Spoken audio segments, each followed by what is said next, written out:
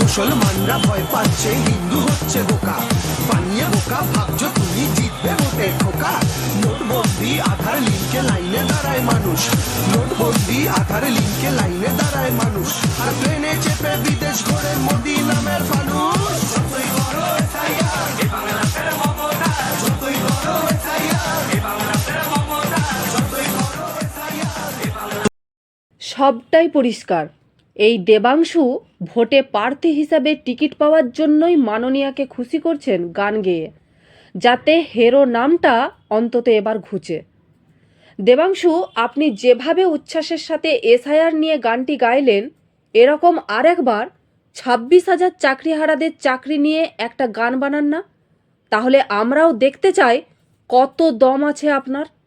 শুধু সরকারের তাবেদারি করলে হবে না, সাহস থাকে তো নচিকেতার মতো প্রতিবাদী গান গেয়ে দেখান।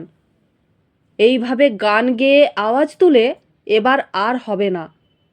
আপনারা যদি ডালে ডালে যান, জনগণ যাবে পাতায় পাতায়।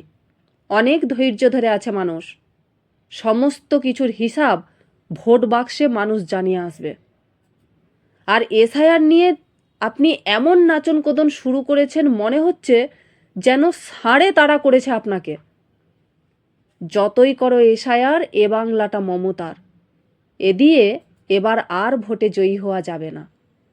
আর বাংলাটা যদি মমতারই, তাহলে এসআইআর নিয়ে এত ভয় পাচ্ছিলেন কেন? কেন বলেছিলেন আমার প্রাণ থাকতে এসআইআর হতে দেব না? যেখানেই সভা করতে গেছেন সেখানেই মানুষকে ভুল ভাল বুঝিয়েছেন।